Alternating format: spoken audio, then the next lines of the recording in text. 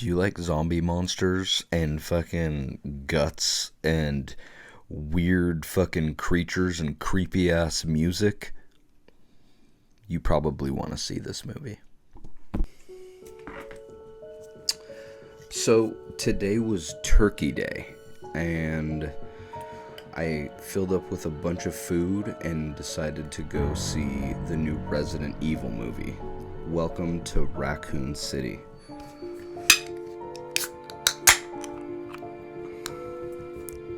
It's a horror action movie that runs 1 hour and 47 minutes. It's a reboot, so it's not going to be like the same as the other part of the franchise that's like has a billion movies. I didn't really follow that or the video game too much, so I kind of went into it blind, not knowing a lot. If you're curious what I'm drinking, it's Deftones Hazy IPA. It was like a limited release. I've had it on here before, but it's pretty damn tasty. What is it? 6.5%. Now, a lot of these actors in this movie have been in a lot of other things, but for me, they are kind of new actors, and I didn't really know any of them.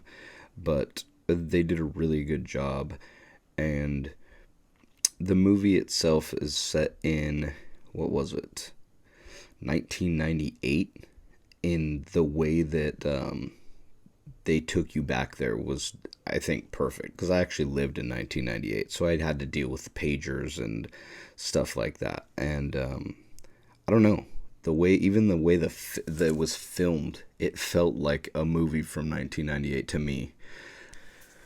Oh yeah, and before I forget, there is a mid-credit scene that possibly leads you to think that there may be a sequel to this movie. So stay tuned, or stay in the theater for that. Don't just take off. So it opens up with Kaya Scodelario. I fucked that name all up, and she's coming back into town to visit her brother and let her brother know that the town's basically going to shit, and that's how the movie plays out.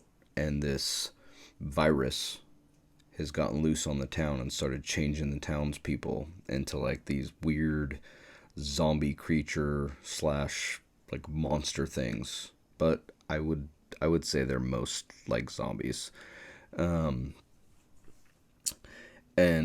they're trying to make it through the town and figure out what the fuck's going on, because it's still the beginning of all this weird shit happening. They don't even know what the fuck's happening at this point.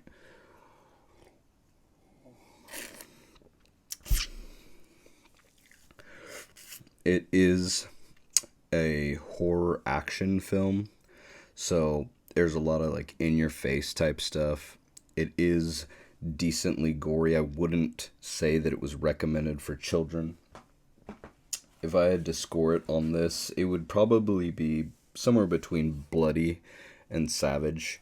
But yeah, definitely don't take your kids to go see this. The death toll, I don't even remember. A lot of people died in it.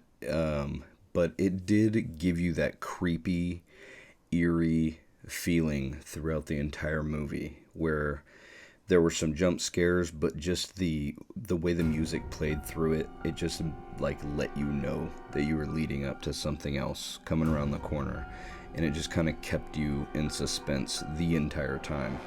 Not only that, it didn't really have any lagging points in the movie, which I really liked. I like a movie that can continue to keep you going, you know what I mean?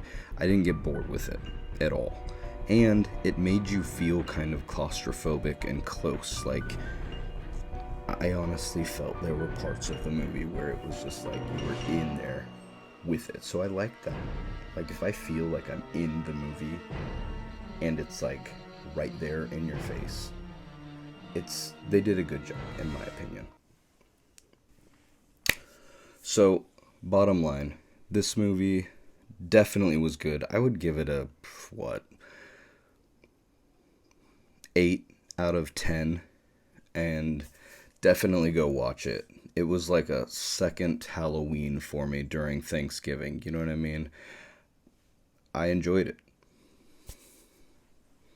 Thank you again for watching Blood and Bruise. You guys have a very good night. And, yeah. Basically, if you like a good action horror movie with zombie monsters and blood and guts and creepy shit, go see this movie. I mean, going through a crazy little like haunted house almost vibe and seeing a bunch of monsters rip things apart and just feeling like you're just going through it with them, it was great.